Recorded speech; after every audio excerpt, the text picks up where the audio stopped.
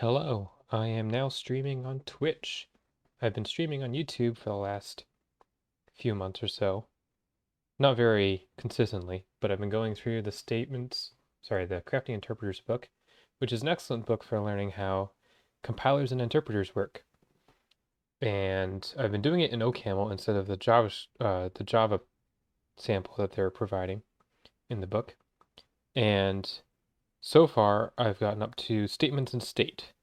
So the reason why I'm switching back over to Twitch is there's a lot of streamers on Twitch doing OCaml content, and I thought I'd join the party and see if I could um, just get a little bit more of an audience. I'm not very consistent, but I'd like to do something with this, so we'll see how it goes.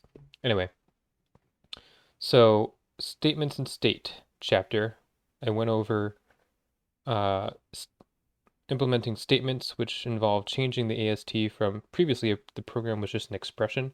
Then the program became a list of statements where a statement could either be an expression or a print statement. So basically we've got printing working so we can kind of see how things are going. And then got to implementing global variables. And the way we do that is, again, the grammar changes to now a program as a list of declarations, where a declaration is either a var declaration or a statement.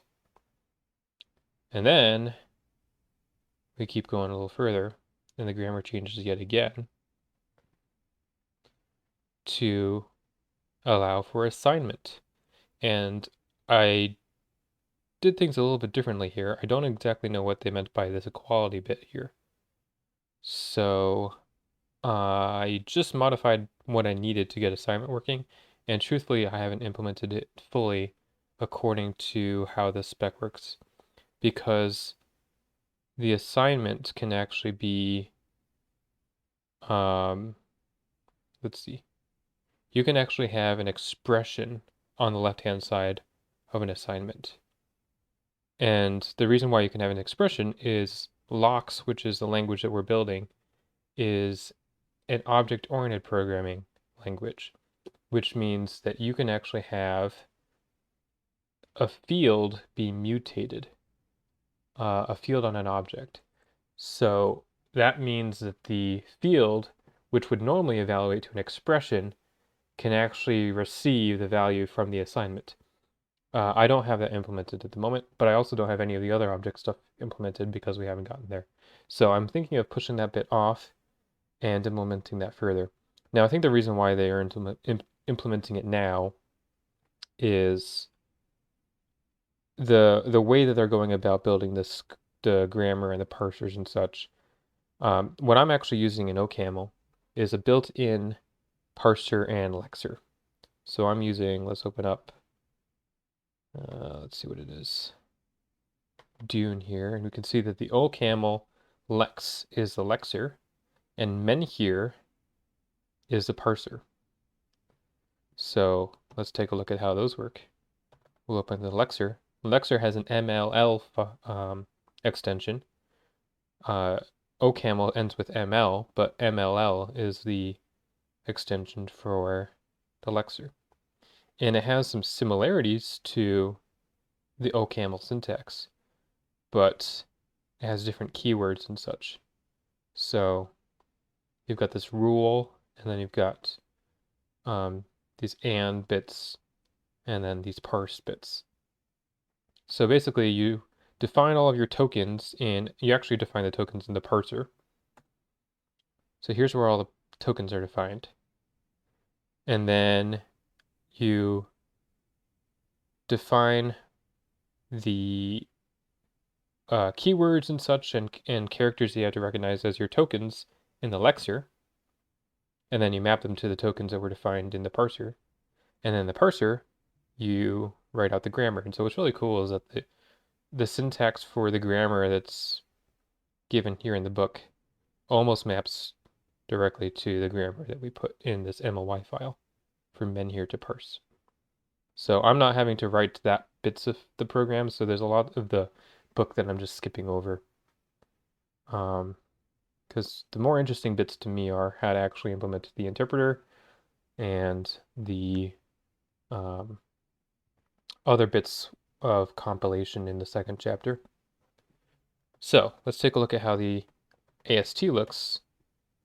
AST starts off with the program being a list of declarations, a declaration then being, so the AST really maps to the grammar as well. And then we've got the interpreter so far, which is actually called eval here.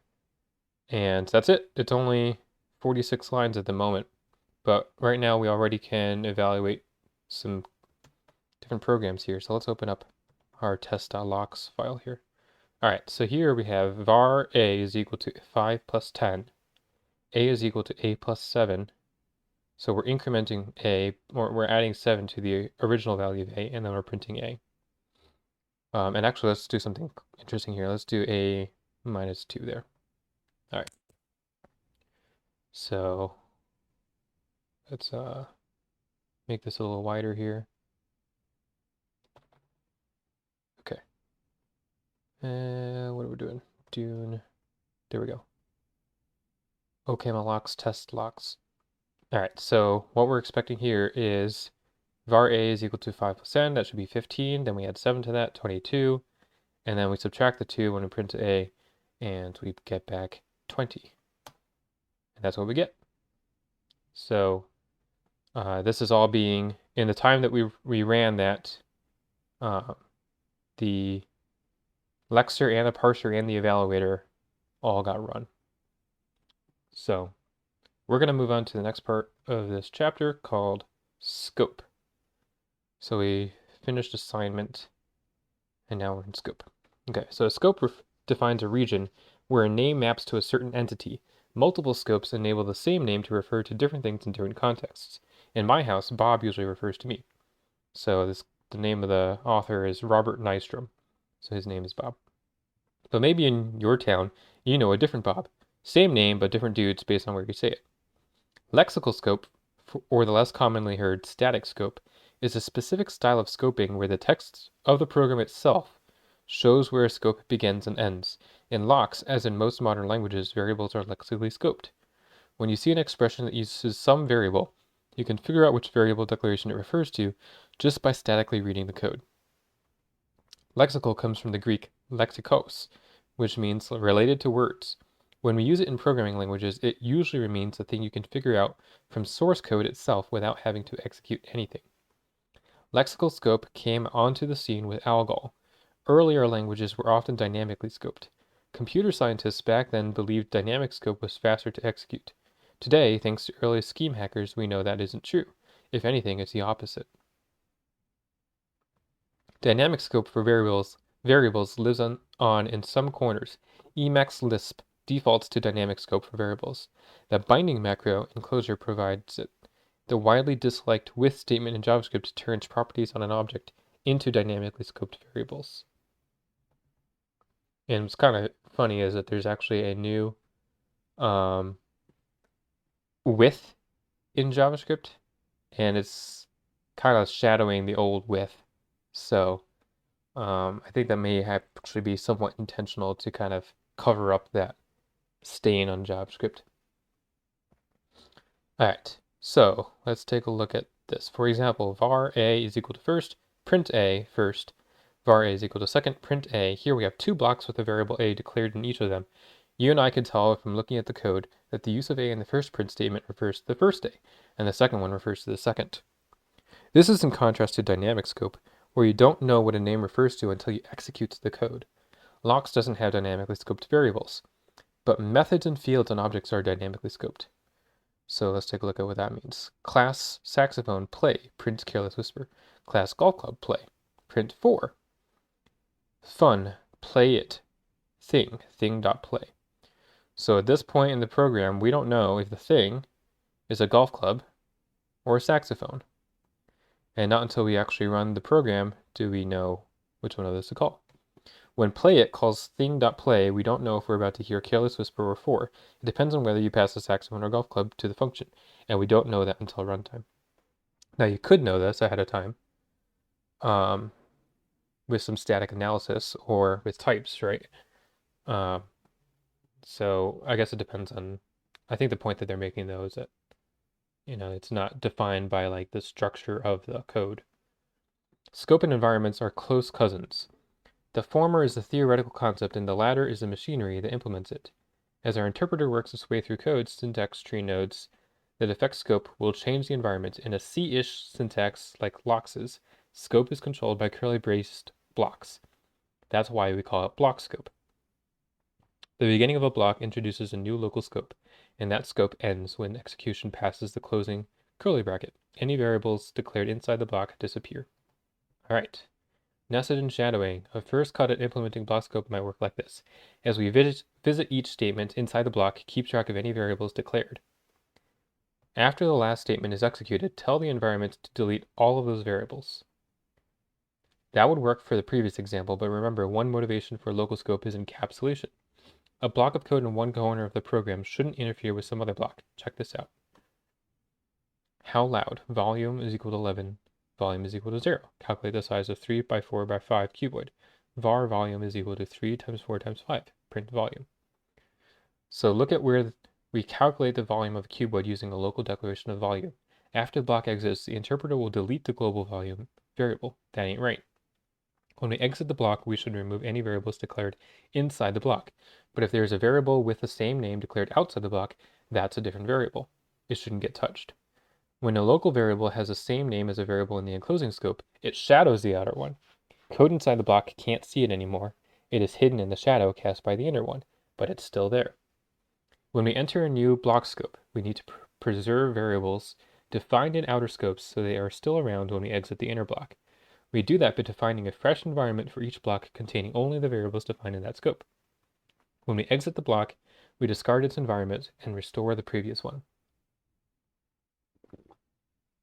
All right. We also need to handle enclosing variables that are not shadowed.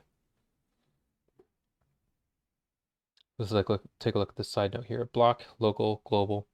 While the interpreter is running, the environments from a linear list of objects form a linear list of objects, but consider the full set of environments created during the entire execution. An outer scope may have multiple blocks nested within it, and each will point to the outer one, giving a tree-like structure, though only one path through the tree exists at a time. The boring name for this is a parent pointer tree, but I much prefer the evocative cactus stack. Here, global lives in the outer global environment, and local is defined inside the block's environment. In that print statement, both of those variables are in scope. In order to find them, the interpreter must search not only the current innermost environment, but also any enclosing ones. We implement this by chaining the environments together. Each environment has a reference to the environment of the immediately enclosing scope. When we look up a variable, we walk that chain from innermost out until we find the variable. Starting at the inner scope is how we make local variables shadow outer ones. Before we add block syntax to the grammar, we'll beef up our environment class with the support for this nesting. First, we give each environment a reference to its enclosing one. This field needs to be initialized, so we add a couple of constructors. The noArgument constructor is for the global scopes environment, which ends the chain. The other constructor creates a new local scope nested inside given outer one. We don't have to touch the define method. A new variable is always declared in the current innermost scope. But variable lookup and assignment work with existing variables, and they need to walk the chain to find them. All right, if a variable isn't found in this environment, we simply try the enclosing one. That in turn does the same thing recursively, so this will ultimately walk the entire chain. If we reach an environment with no enclosing one and still don't find the variable, then we give up and report an error as before. Assignment works the same way. Again, if the variable isn't in the environment, it checks the outer one recursively. Okay. So, a few things we're going to have to change here. In our eval, this is where global scope comes in, right? And now we're going to have to create new scopes and link them to the globals one. Let's actually start by continuing on with the grammar here. Now that the environments nest, we're ready to add blocks to the language. Behold the grammar. Statement is now an expression statement, a print statement, or block. Okay. So let's go to the parser. Statement is now an expression statement, a print statement, Or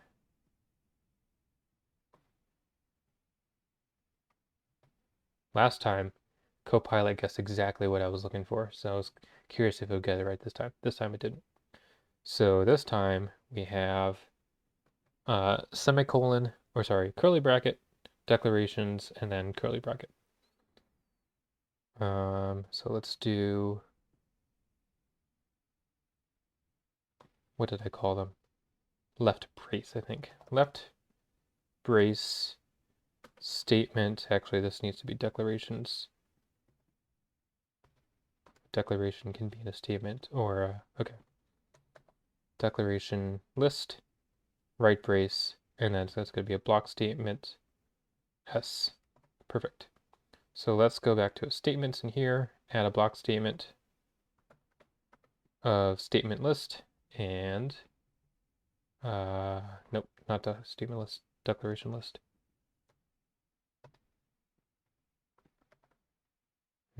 Doesn't like that. So now this is like a recursive type definition. Is that not okay? Is that what's happening? Statement has, a declaration can be a statement. A statement can be a block, and a block is made up of multiple declarations. That is what's going on here.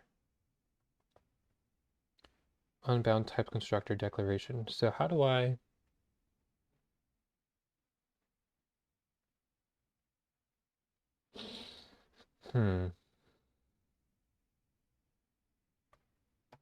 So I'm pretty sure OCaml has recursive definitions. OCaml recursive types.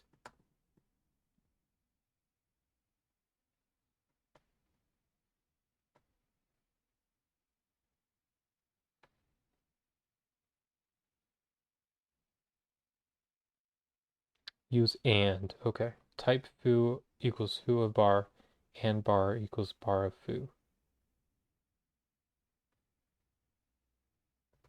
Okay. Type foo and. Okay.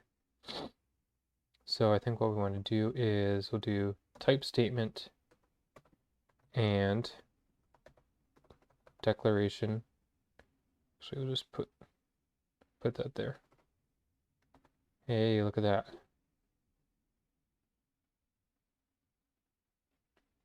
Nice. So that went away now. And now we're getting the actual errors of non-exhaustive stuff on the print and the evaluator. Okay. A block is a possibly empty series of statements or declarations surrounded by curly braces. A block is itself a statement and can appear anywhere a statement is allowed. The syntax tree node looks like this.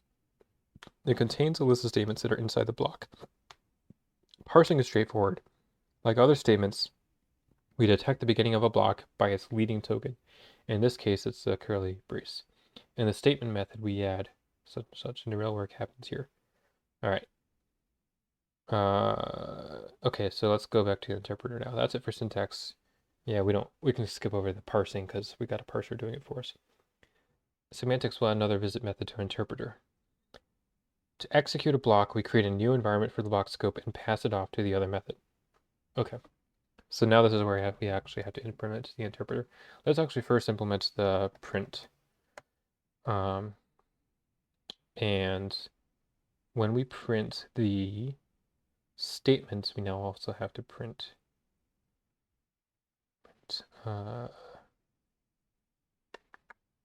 where do I have statements? Print AST. Am I not using print anymore?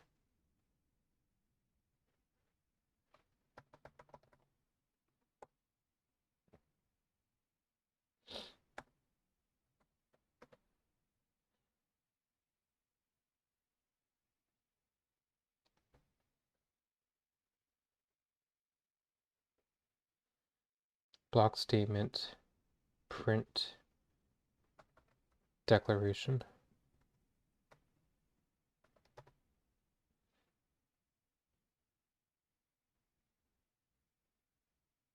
Block statement is made up of declarations, yeah.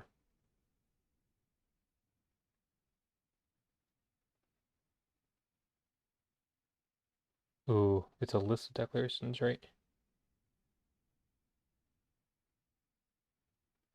I'm just going to print out block statement for now, just to appease the compiler.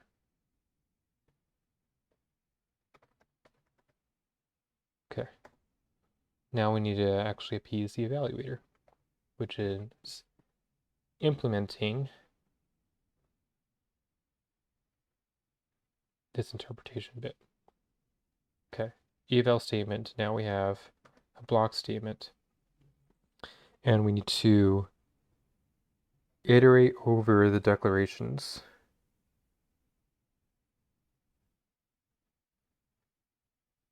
Unbound value eval.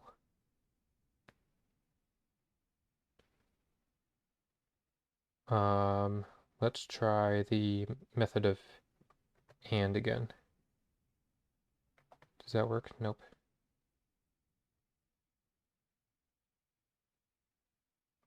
And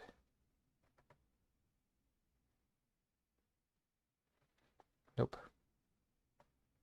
So I gotta figure out how to do mutually recursive. OCaml mutual recursion.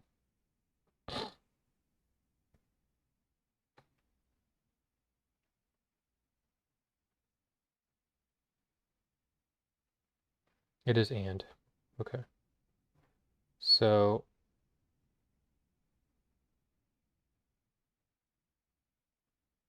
we could just use eval,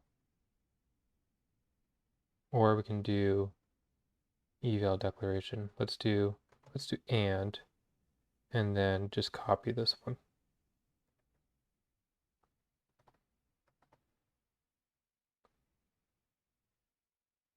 List eval declaration. List.iter.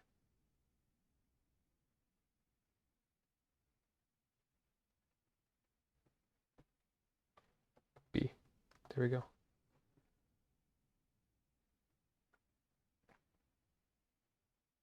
On line 38. Okay. Hey, there we go.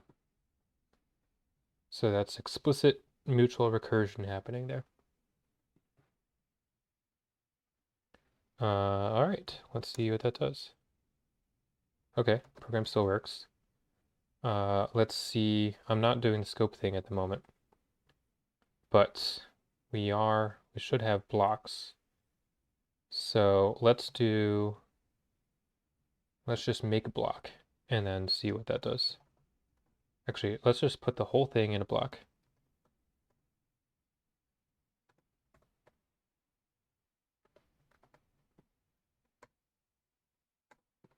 Still does it. Okay. So blocks are working. If I were to put this print in another block,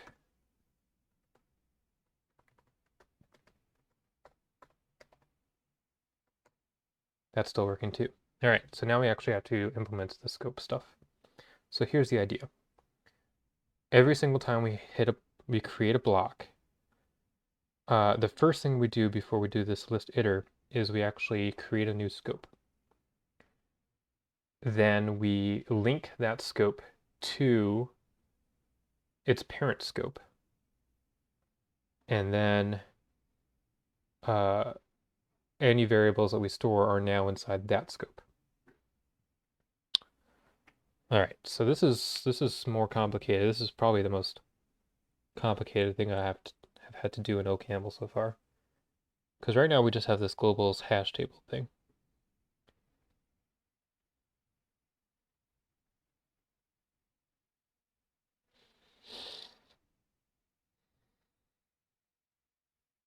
Do we want to be dynamically creating hash tables?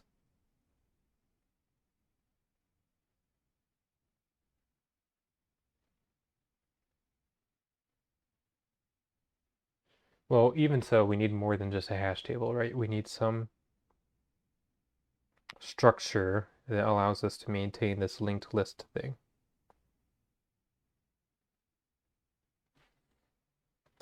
All right, let me find that book that I, OCaml, uh, let's, uh, let's look it up in here on YouTube. I can recognize this.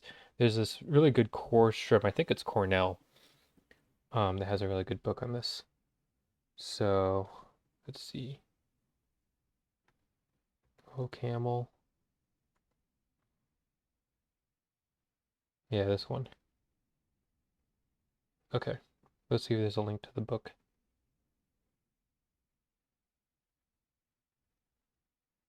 There is. Here it is. All right.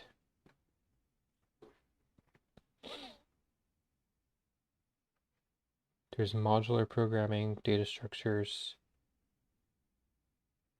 hash tables. Okay. Write black tree sequences, memoization, promises, monads. Okay. Oh, there's even a interpreters section.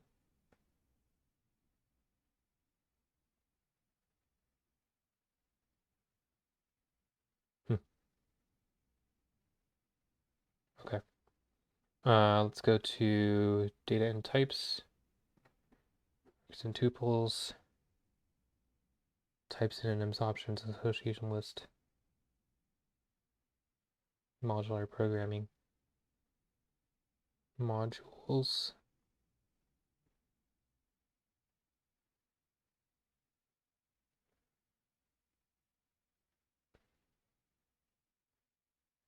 Struct. Let inc x equals x plus 1. Type parameter colors, red, green, blue, exception. Oops.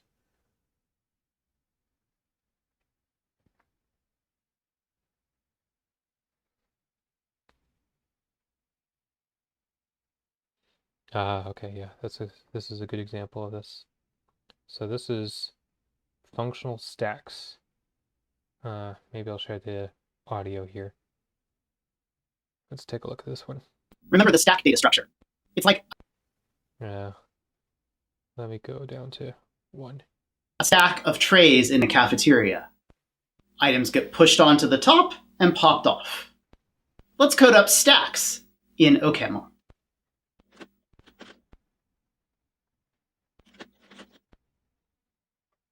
So far, I've created a module named myStack. I named it myStack because there's already a stack module in the standard library, and I don't want us to get any confusing error messages because of that. It's a structure. All right. I'm going to implement this as we go, because I think I already have an idea of what we need to do here. And then we'll use a video as a reference there. So we're going to call a thing called scope. We'll say module scope is equal to struct, and we'll say type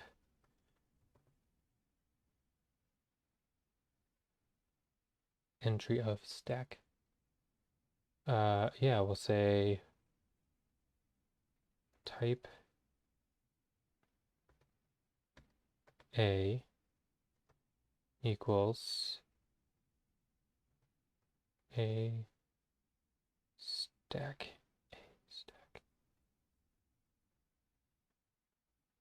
Oh, let me continue on with this. Stack there. Inside that structure, there's a type alpha stack. An alpha stack is either empty, or there's an entry on the stack, which is a pair. The first component of that pair is the actual value on the stack at that point. And the second component of the pair is the rest of the stack. Now I can code up all the usual stack operations. There's a rest of the stacks.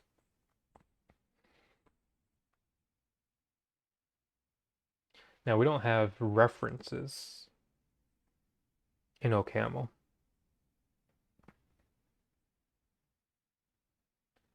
So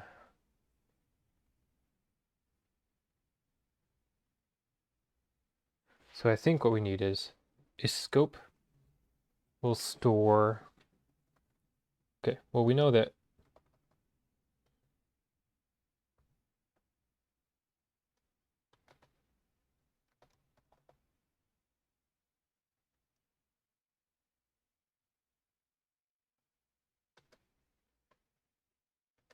Oh, look, I like that. It's a global, local of A, scoped of A, scope A. Um, well, global, okay, so what do I actually want to store in scope? I actually want to store the variables, right?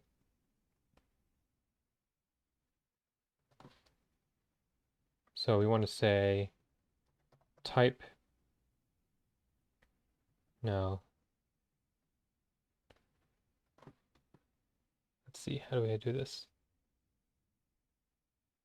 Hash table.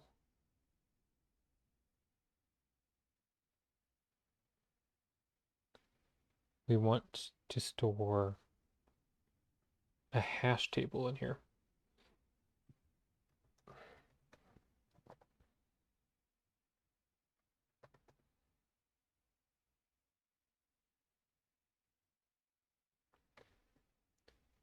Expects two arguments. Okay. Yeah, string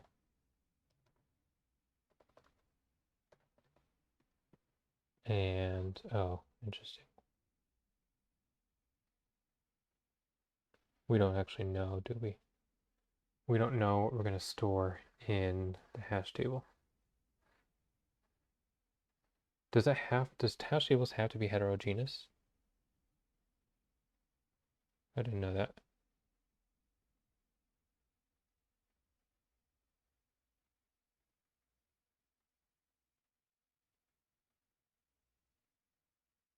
Or I should say homogeneous. Let's test that. So for now, we'll comment out this whole module and test out making a non-homogeneous global table. Now we're going to have let's do that. And then let's just say var hello is equal to hello print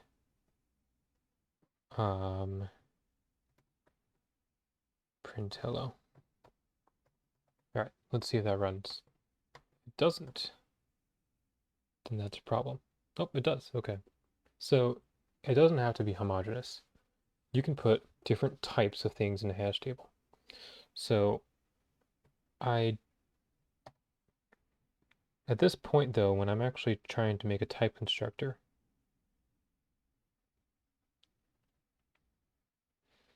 okay, so this is saying like what stuff do you want to put into your hash table?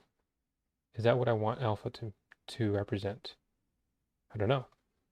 So a scope is a global with a hash table of strings or a hash table containing the variables.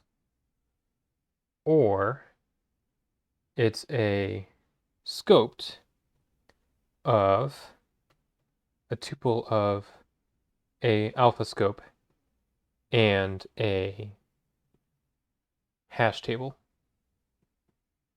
of stuff.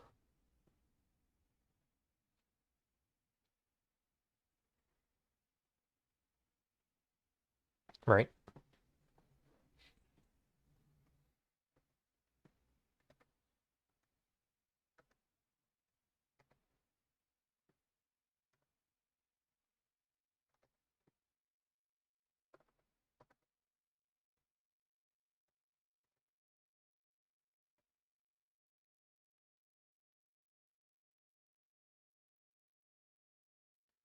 Syntax error after unclosed struct expecting end.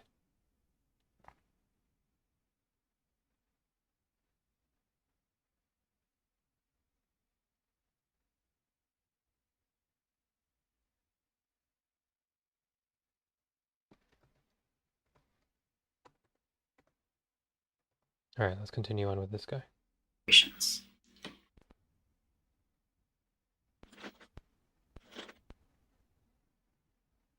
Let's talk about those operations. I've created a value called empty inside of the myStack module just to produce the empty stack. This is for convenience for now. Obviously, I could write capital empty as the constructor as well, but we're going to code up a lot of data structures, and it's helpful just to remember that the name of the empty value of the data structure is just empty, no matter what the internal implementation of the data structure might be. To push a value x onto a stack, I create a new entry with x at the top of the stack and the rest of the stack below it. Now I have two functions, peek and pop. The idea of peek. Okay. Type alpha scope.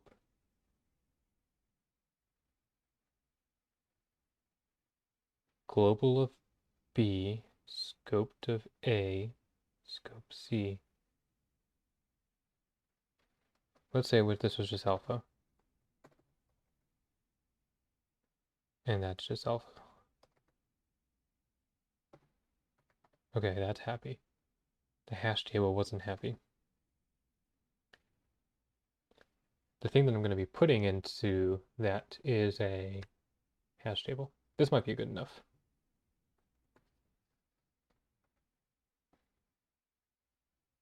So let's say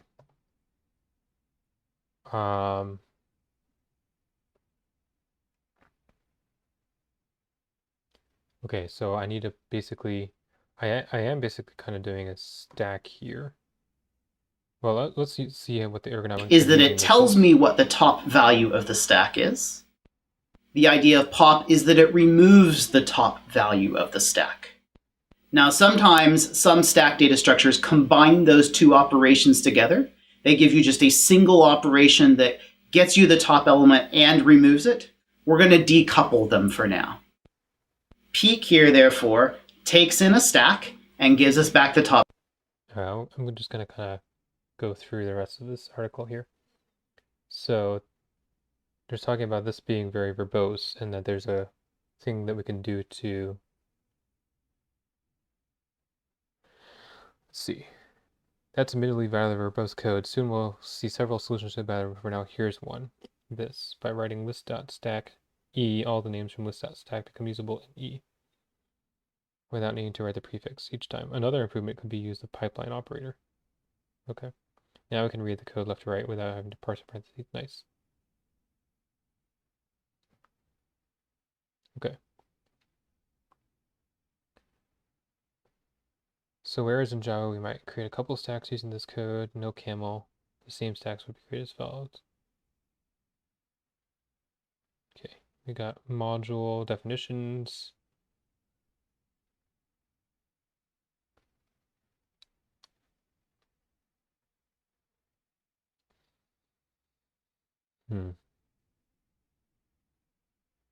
Dynamic semantics. We already know the expressions are evaluated. Value similarly in module expression is evaluated to a module value or just module for short. The only interesting kind of module expression we have so far, from the perspective of evaluation anyway, is the structure. Evaluation of structures is easy, just evaluate each definition in it in the order they occur. Because of that, earlier definitions are therefore in scope in later definitions, but not vice versa. So this module is fine.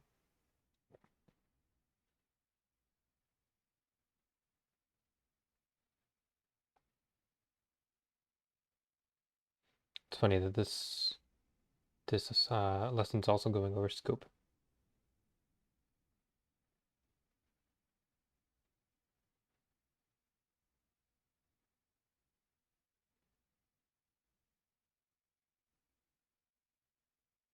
Module type definitions.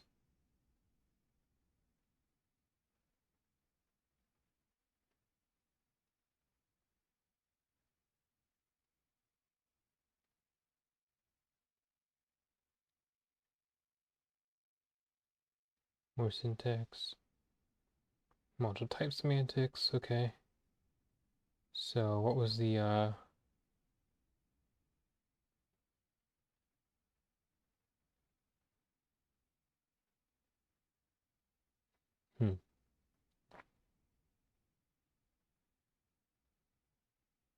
take a look at encapsulation here.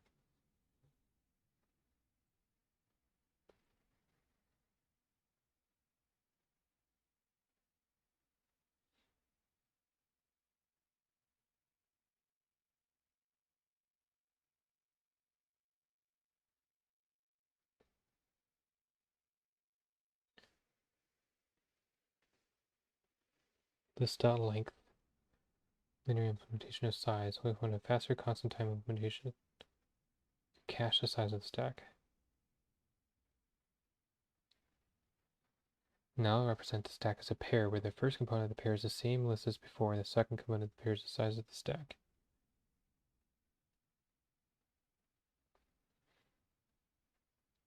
List stack cache size does not implement the list stack module type, because that module type specifies a list throughout it to represent the stack.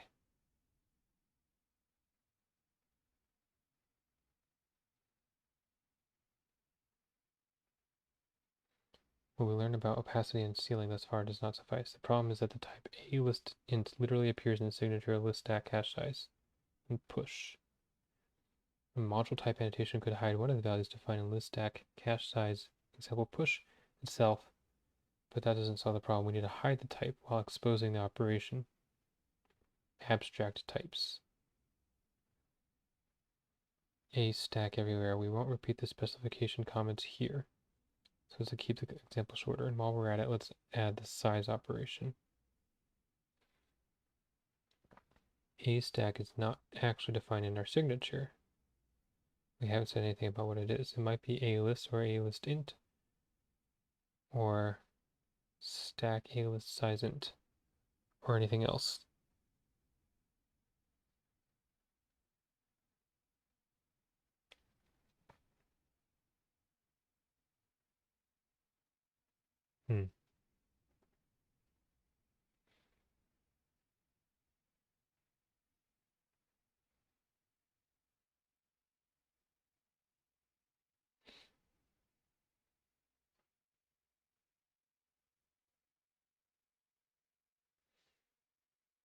I want to see that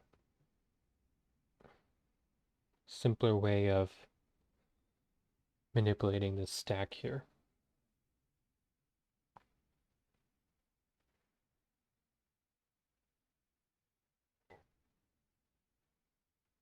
So here's the interesting thing that I'm kind of thinking through here.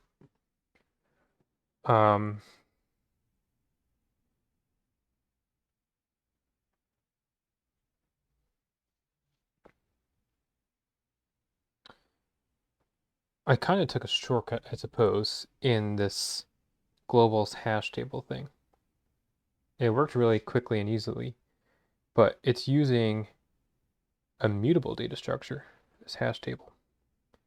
And so when doing evaluation, I didn't have to worry about passing that thing around. It just lived in memory, and I could just access it.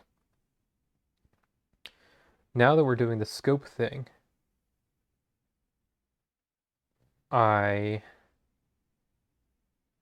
could keep stuffing things into this hash table, I suppose. I don't think that's the right solution long term. I think what I really should be doing is, while doing the evaluation, pass along some object that lets me keep track of what scope I'm in and the variables that I have at the moment, right? So for instance, I start evaluation here with a global scope.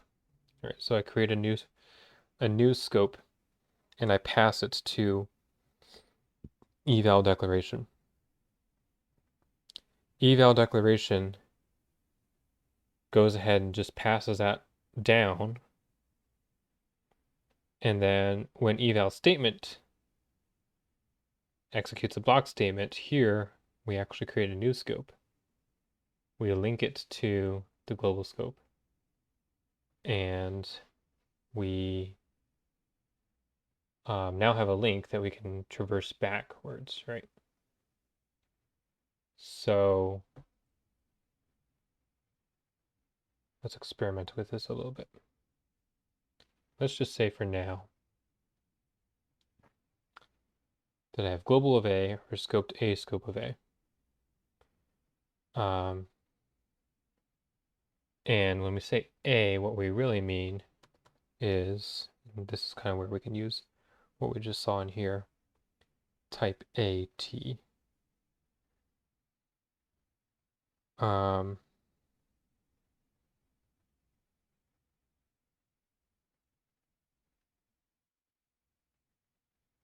There's this type alias thing, right?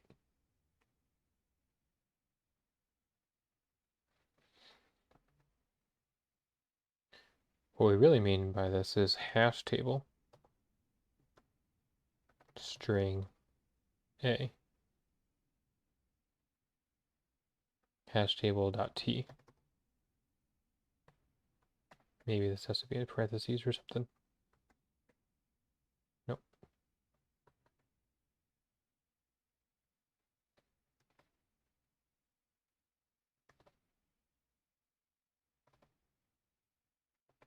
Not happy with that.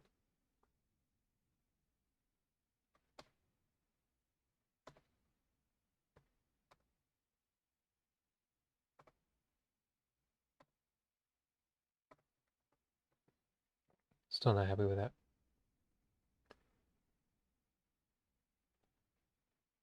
Hash table t.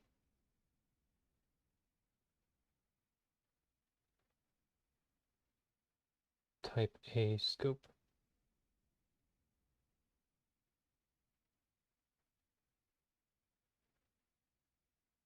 Okay, no worries. So let's just say that we have let global equals global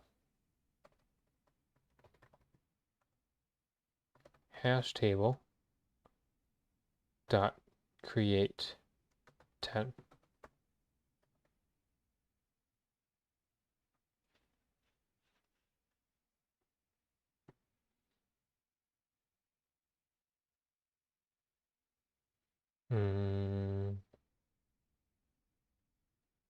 That's not working.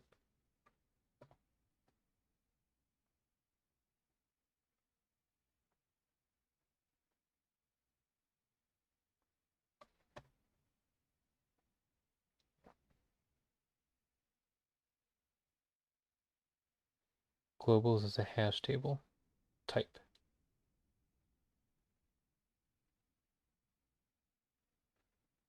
And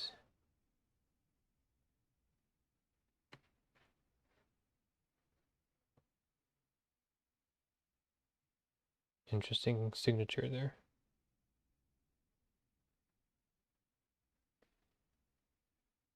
Of a, and the a that we gave it is hash table dot create. So here we had empty.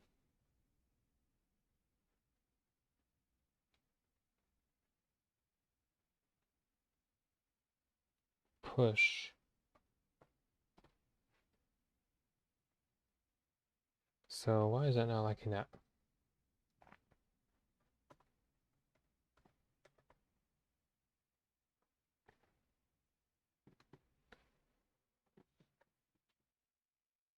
So what is the type of global? Global is random bool int hash table t scope. Um,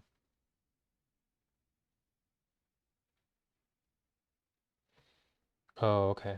I see. I see what's going on.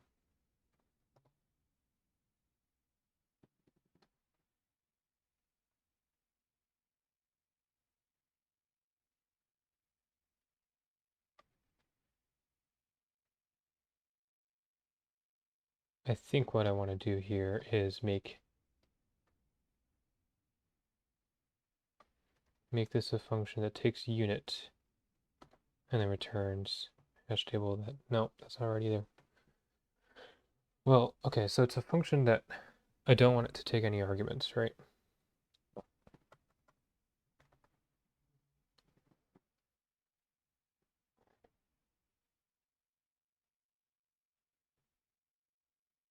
Let's see if Copilot can help me out with this.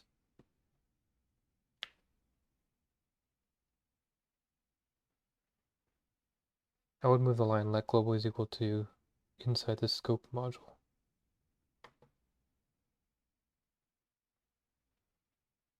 What? It's in the scope module, right?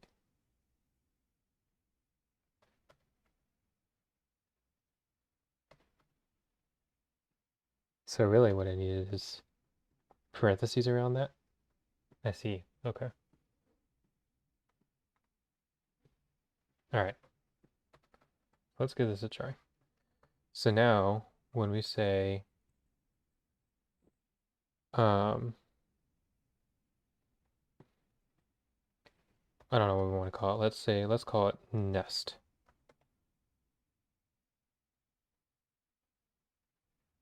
We'll nest a scope and create a scoped with the scope and a new hash table. Something like that. Okay. Let's just experiment with this now. So let's take this guy and say let equal, and we're going to do, I guess we can't really see what's inside the scope here.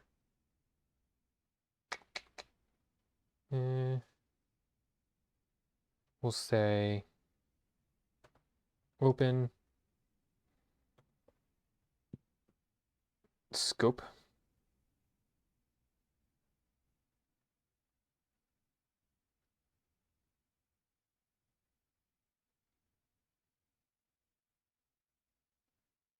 Open OCaml dot scope, and we're going to say scope dot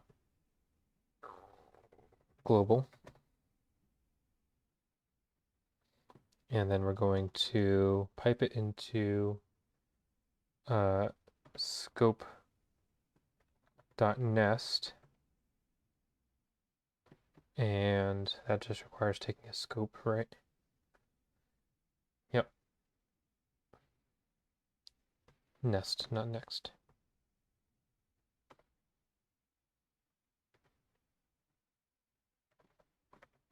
That should return nothing.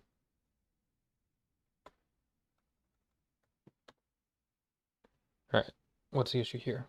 Scope.ml lines 1 to 11 is having an issue.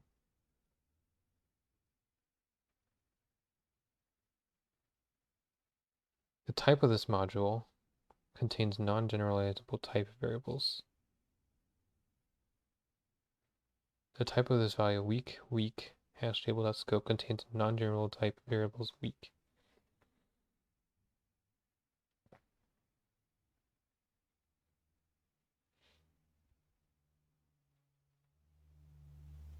So we don't know the type of the hash table.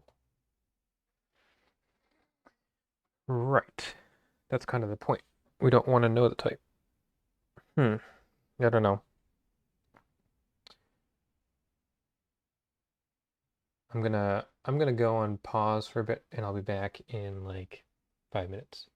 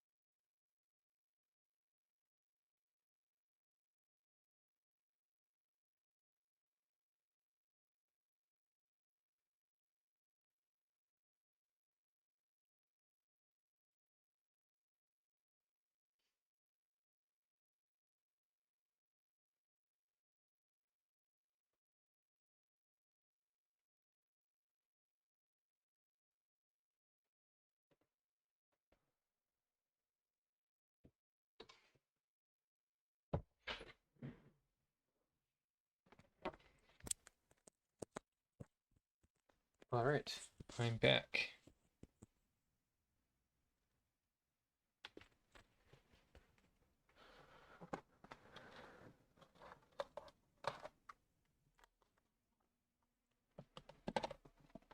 All right, let's get back to this scope issue here.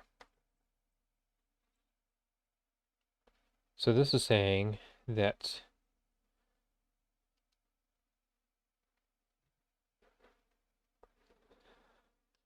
this will create a hash table.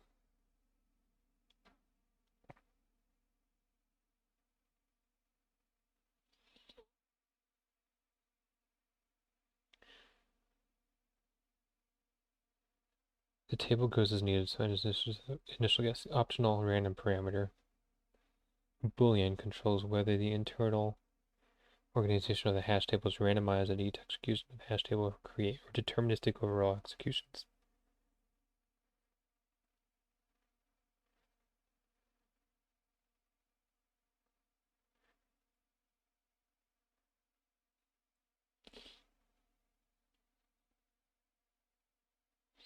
Okay, so maybe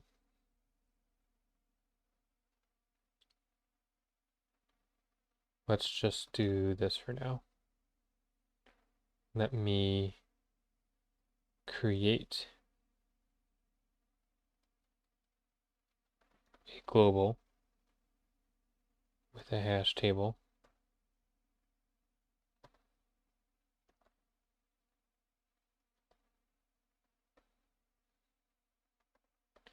And then I'm going to pipe that into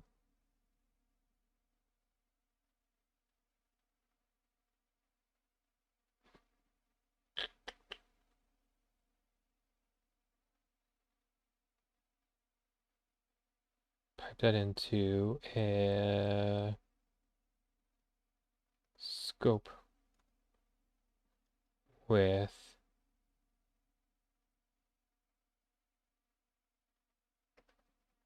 something like that.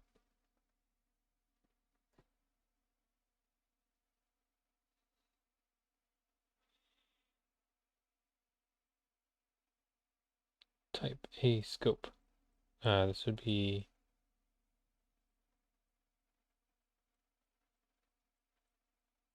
this is an alias for module OCaml scope, which is missing.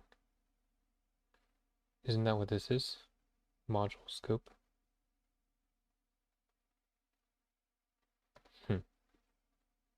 Quite confused here.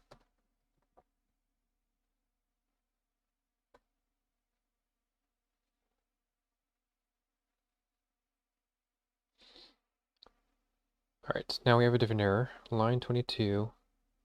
This expression should not be a constructor. The expected type is hash table t OCaml scope dot scope.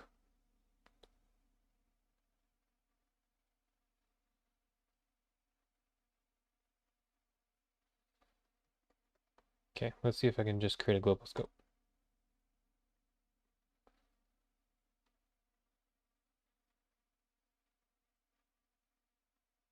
It's expected to have a type of unit. I don't know. Let me just move this over into main and play with it here.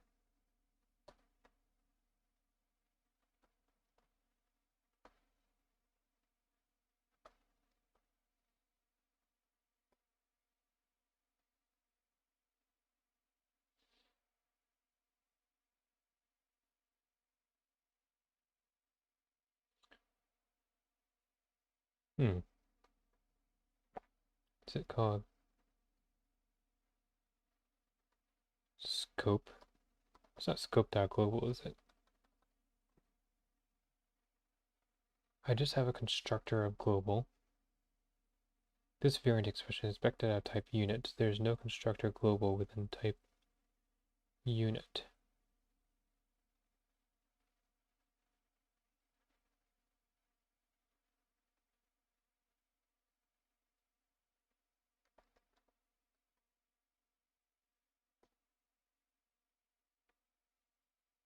Hmm.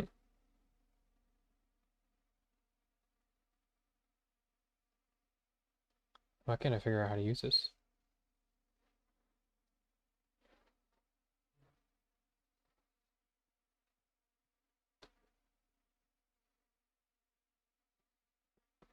Now let's go back a little further.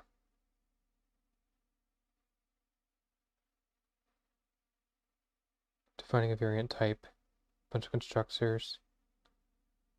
Suppose there are two types with overlapping constructor names, for example, T1, CD, T2, DE. When D appears after these definitions, to which type does it refer? That is, what is the type of X above? The answer is the type defined later wins. Uh,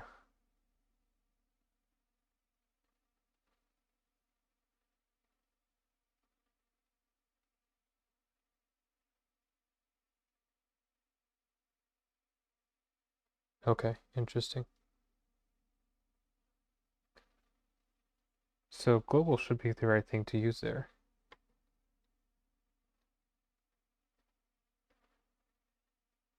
Let's just say global 10. See what that does. This variant expression is expected to have type unit. There's no constructor global within type unit. Oh, okay. Let's just do print. Oh, let's just return back unit. There we go. Nope.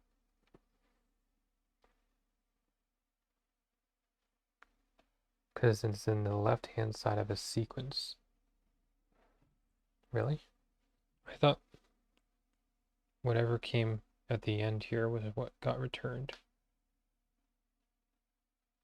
This expression is type in scope, and the expression was type of type unit because it is in the left-hand side of a sequence.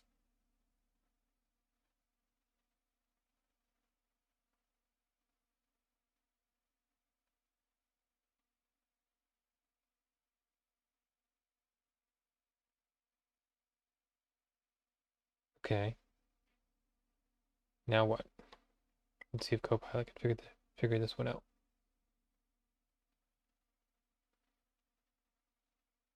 Ooh. Nice. Does that run now? Nope.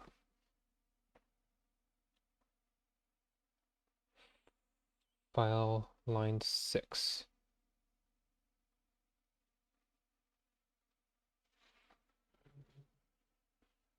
Oh, it's just unused stuff.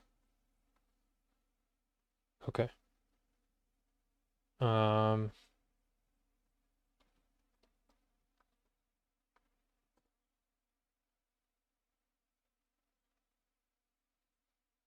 line 18. Unused constructor. I wish I could not have to worry about that.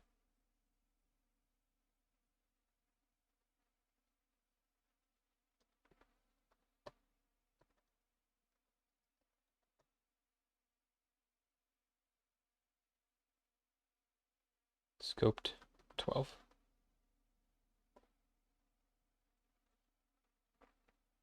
Should not be a constructor. The expected type is int. Scope A.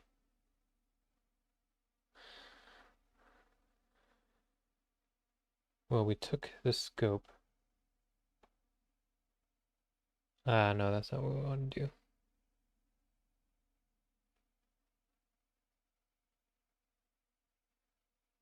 Scoped is, takes a pair. And that's not a pair. So we could do this.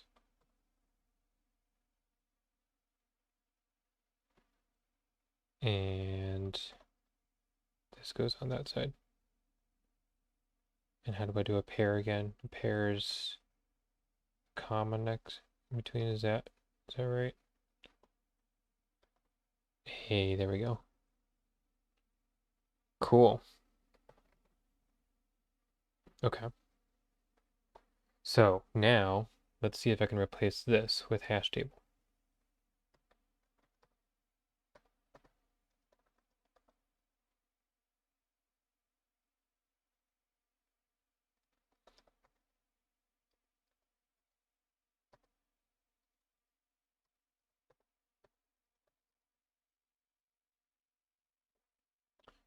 Put that in parentheses.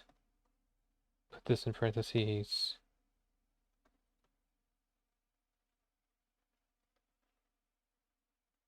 Hash table nut. There we go. Hey, still happy. Okay. So, let me now move this over to our evaluator here. We'll say scope is either global or, actually we'll call this block. I like that idea. Block. Okay. Get rid of that for now. And then we're going to, when we first start evaluating this, eval declaration is now going to take a scope. And we're going to give it a global scope of hash table dot create 10. There. Okay, this line's not happy because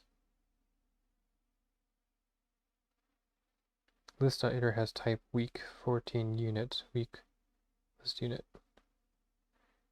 Is it applied to too many? Very well might be.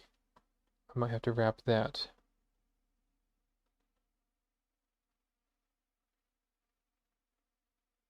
The declaration unit is not compatible with type unit.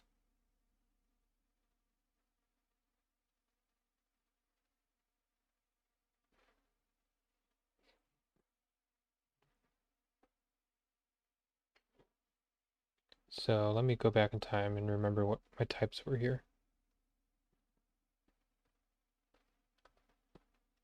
This is taking a declaration list and returning back units. Now,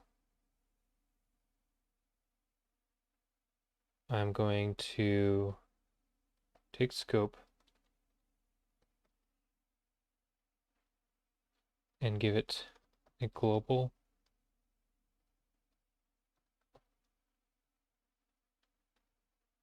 let's just say 12 for now. See what that does.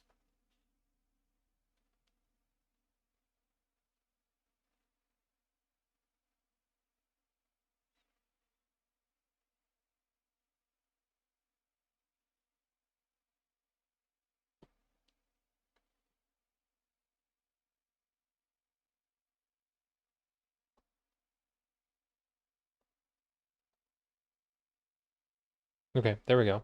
We're getting somewhere. Now can I make this a hash table?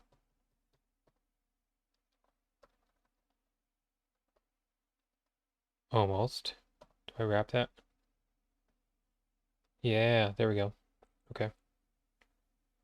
And then this one now needs to, so we've created a global hash table scope. Now we need to take that scope and when we eval statement, this also needs to take a scope now. Let's make it underscored for now because we're not using it. And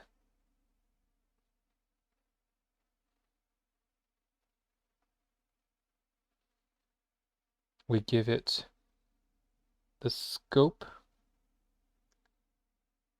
and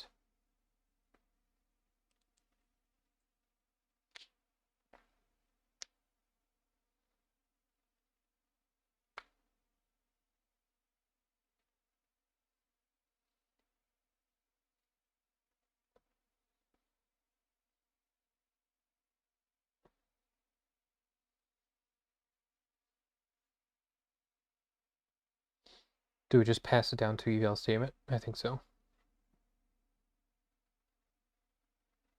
Eval declaration now needs that scope.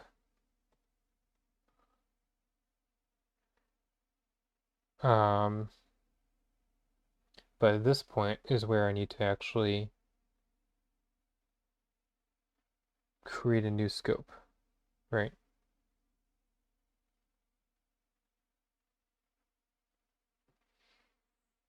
When am I actually exiting the scope?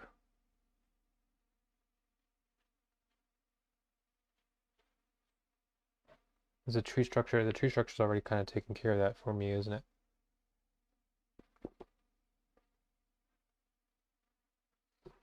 So at this point, I need to do a block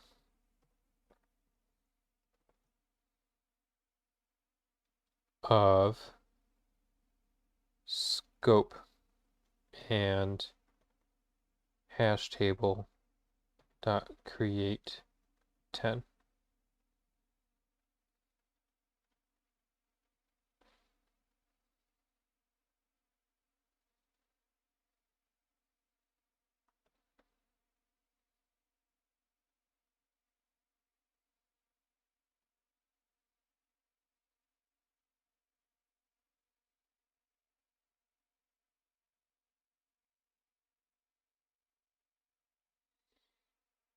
Constructor block expects 2 arguments, but is applied here to 1 argument.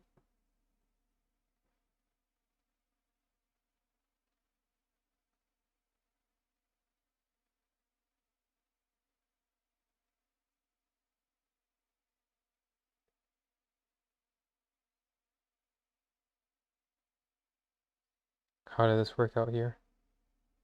Scope of this tuple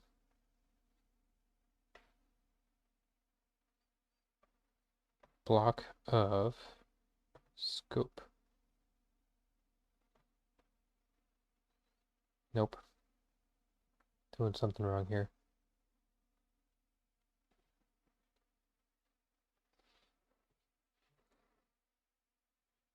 I could save myself. No, that won't help either. Um,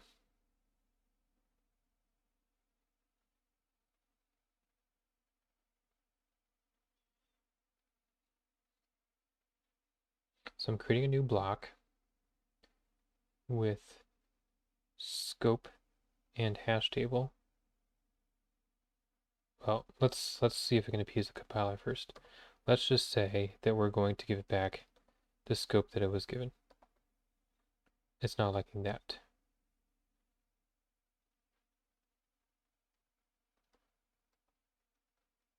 Let's go all the way back to where it's happy again.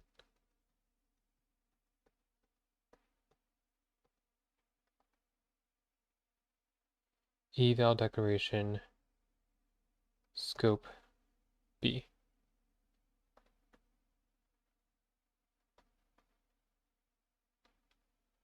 That's not happy. So before we had this, we were doing something along the lines of that. But now eval declaration itself needs to take 2 arguments.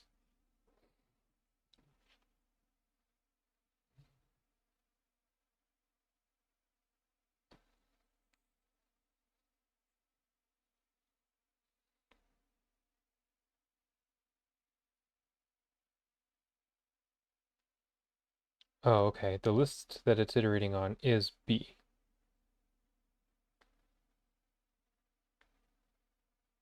I see. Okay. So eval declaration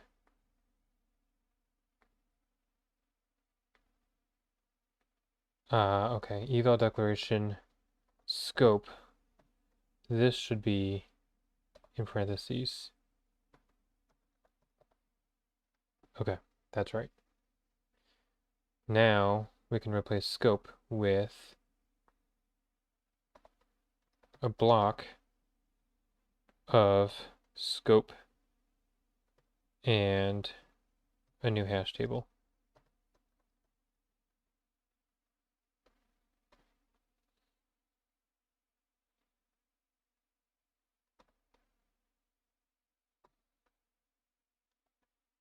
All right, I feel like we're almost there.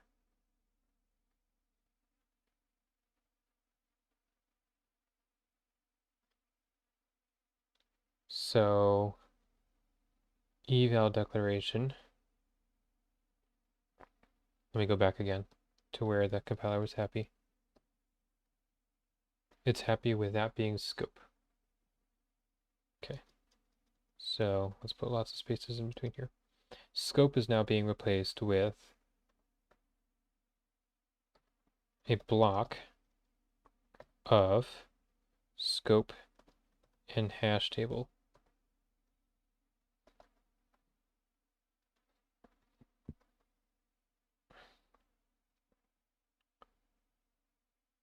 The constructor block expects 2 arguments, but is applied here to 0 arguments. So now we wrap that. There we go. Look at that. There we go. Okay. I think we're getting somewhere. Now, here's the issue. We need to keep passing that scope down. And when we actually do an assignment, or even a declaration, okay. So now we don't want this to be added into globals, right? We want that to be done in scope. Is scope itself a hash table? Yeah, I guess so.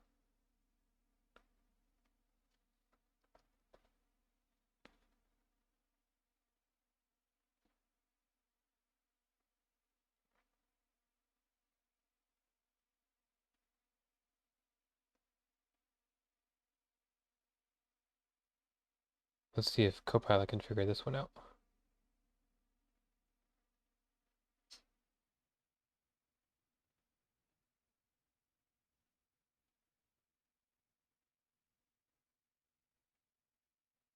Nope.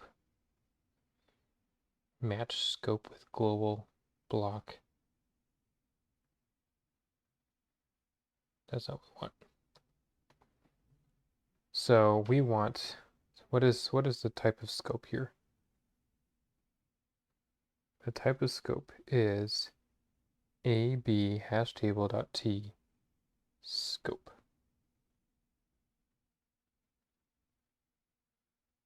What is the type of globals?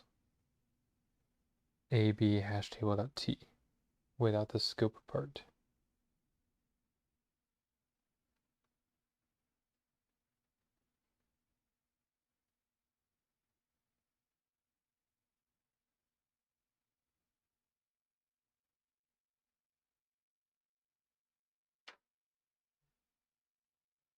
So this thing is a scope. I want to just get the hash table out of it.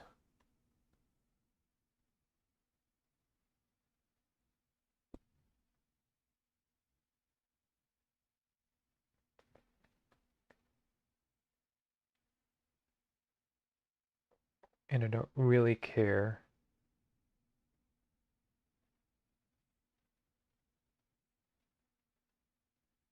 if it's a global or a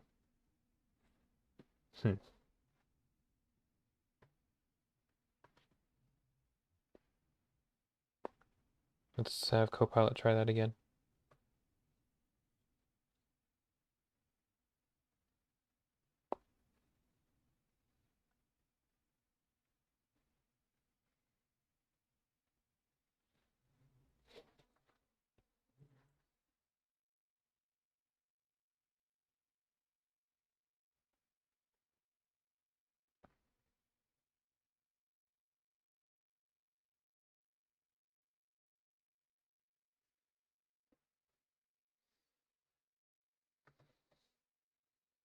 Underscore B.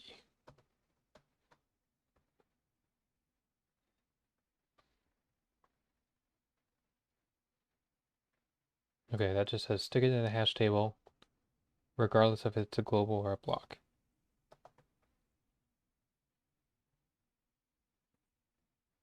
All right. I think what I'm gonna do for tonight, because it's getting pretty late, is I think I can get this working where I'll be able to find variables within its immediate block, but not crawl back up the table. So let's check out this identifier thing. Let's now add scope to this. I'm going to have to keep passing the scope along.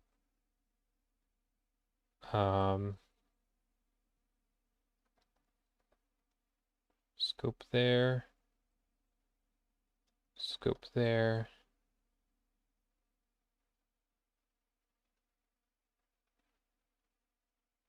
Huh.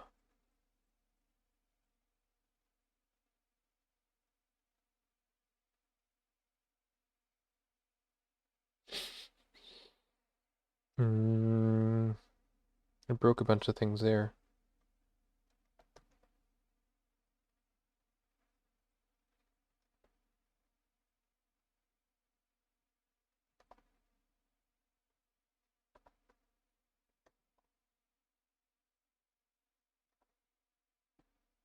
Okay.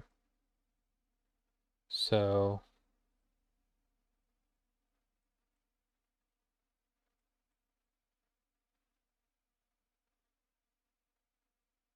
all right, so now some of these types are off here. The expression is type expression alpha, but an expression was expected of type alpha.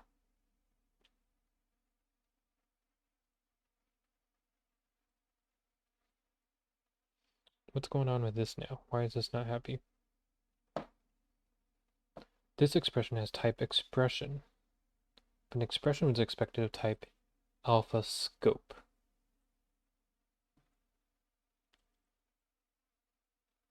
Why is that the case?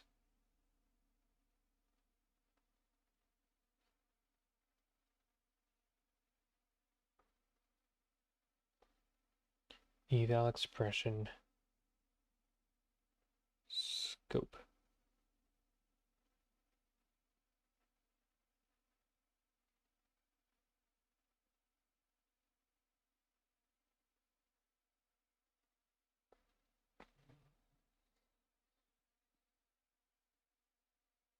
Hmm.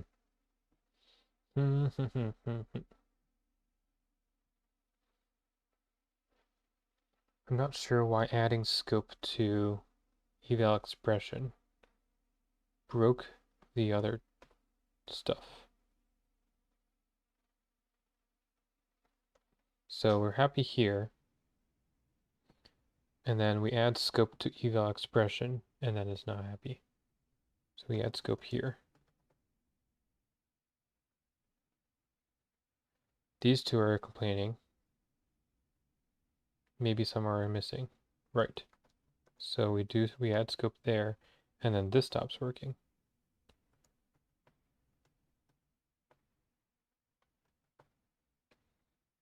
So before, let's actually back up.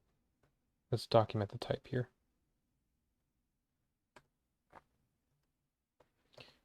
Actually, is there a way for me to do explicit type annotations?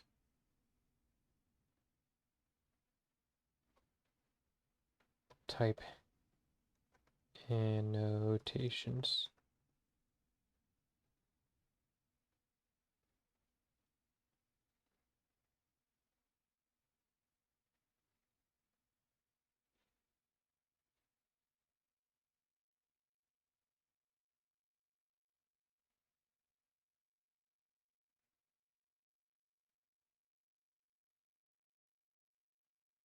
OCaml type annotation.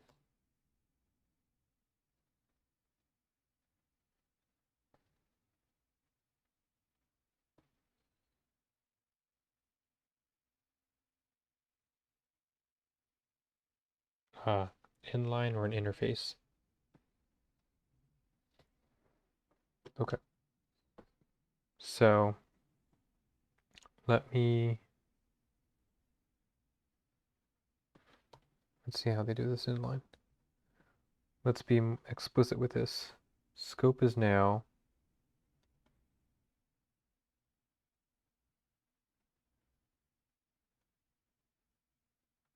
string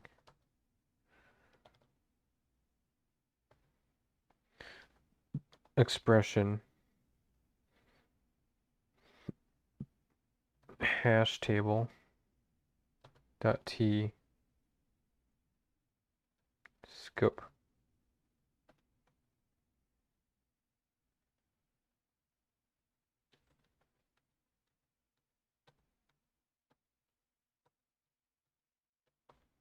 All right, I just kind of want to record this type annotation so that we have it. String expression hash table dot t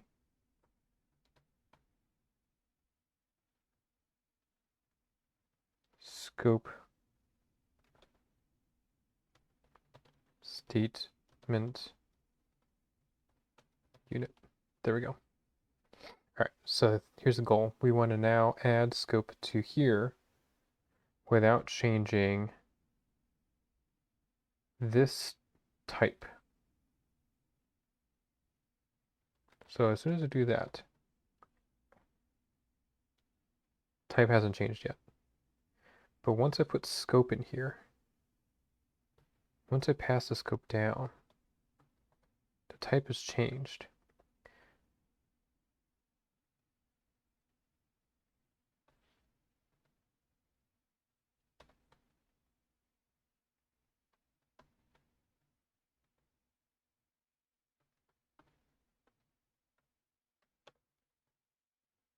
It's fine until I actually pass down the scope to it.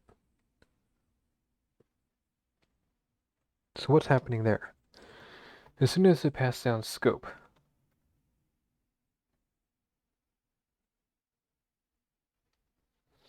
changes to expression statement unit.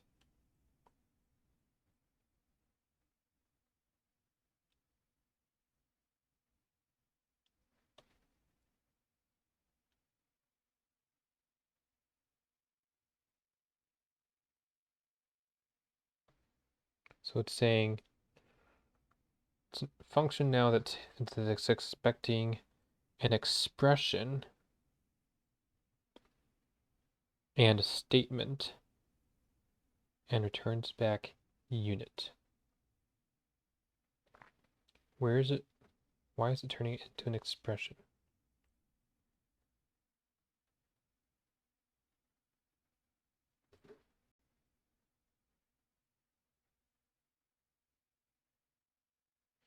Eval expression scope.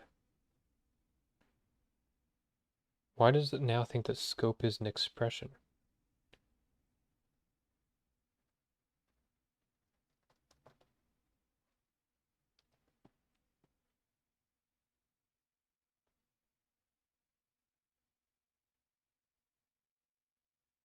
Yeah, so now it thinks that scope is an expression.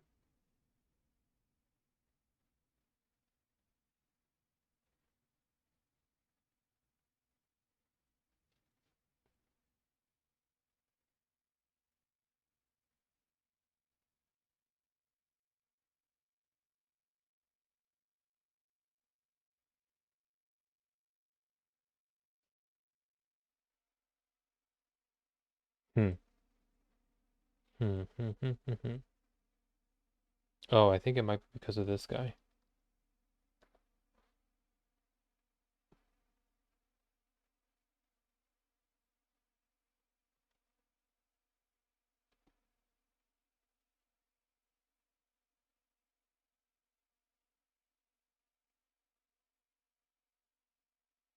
Nope, that's not it either. All right, let's just start putting scope all over the place here.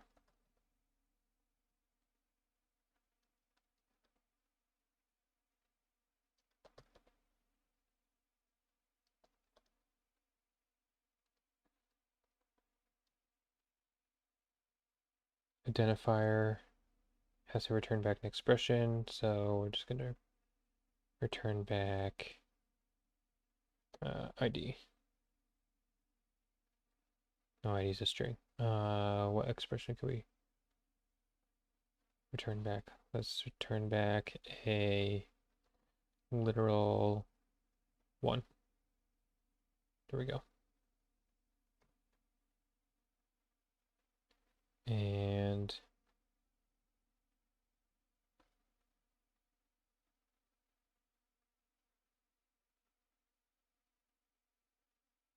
here we'll just return back a literal 1 as well.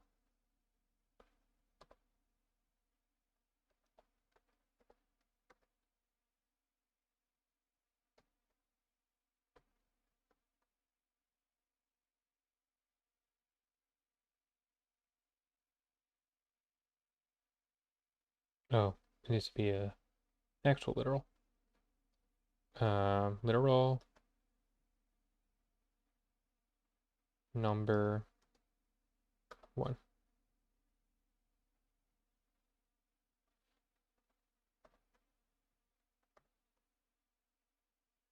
Still doesn't like it. Flipped.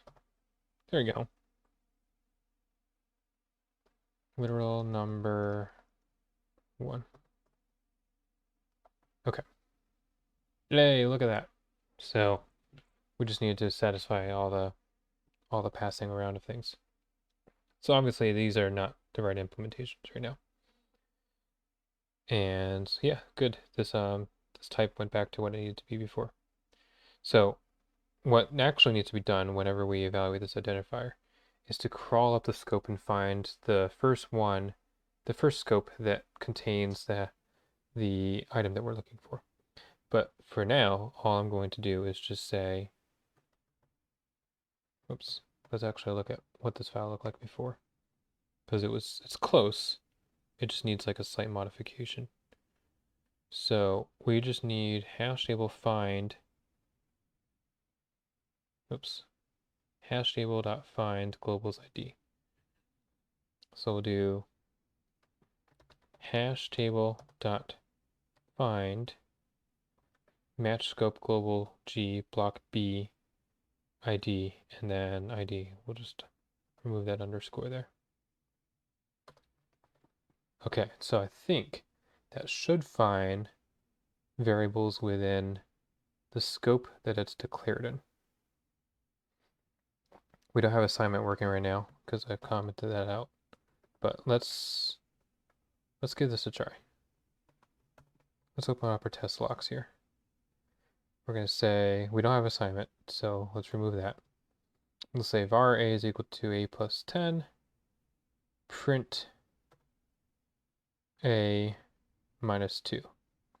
Then we'll open up a new block and say var hello, and then we'll print hello inside of that block. All right, let's give this a try. Whoops, wrong one.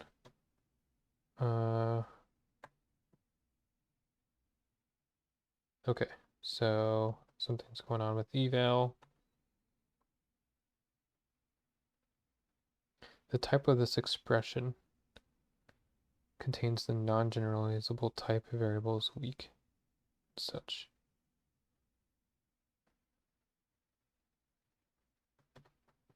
Well, we're not using globals anymore, are we? Is that what it's really yelling at? I think it is. Yeah, okay. All right, so it can find stuff within its immediate scope. If I were now to try and do print A, I think we should run into an error.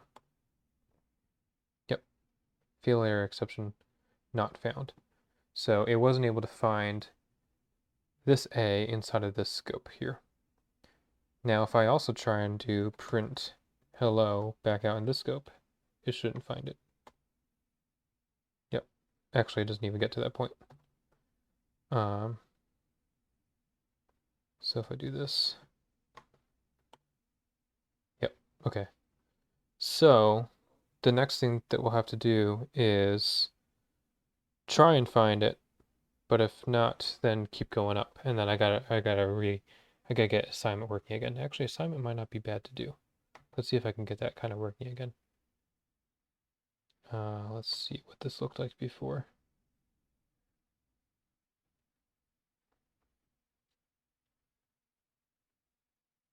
replace. Yeah, because you can really only replace.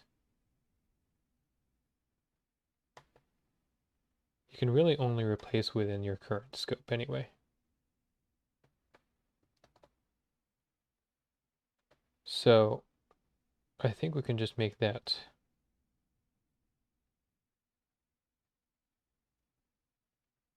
Oh, I think we have to do this whole match thing as well.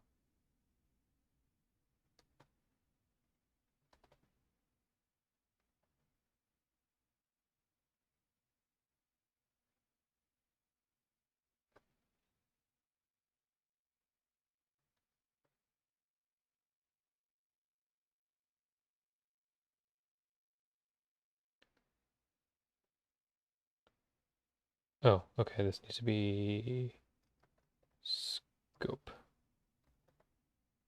E in hash tables globals, and then this needs to be the whole match thing.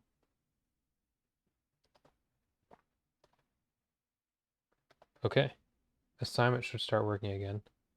So I should be able to do a is equal to a plus 7, and that should start working again. We'll get rid of that. Yep, okay. All right, so assignment's actually pretty easy to do because we just reassign within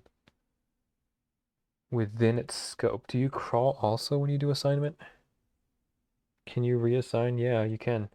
You can also reassign things. Can you? I don't know. I guess we have to look into how that is supposed to be implemented. But I'm going to call that a night, and we'll pick back up in implementing this. I definitely think I need to abstract this scope thing into some module. But I gave that a try, and I wasn't really getting anywhere with it. So, and maybe hash table is not even the right data structure for this. I think it's fine, but not entirely sure. Okay, so that took a little while. We're getting there, but still some stuff ahead of us. So we'll pick up with variable scope part 2 in another time.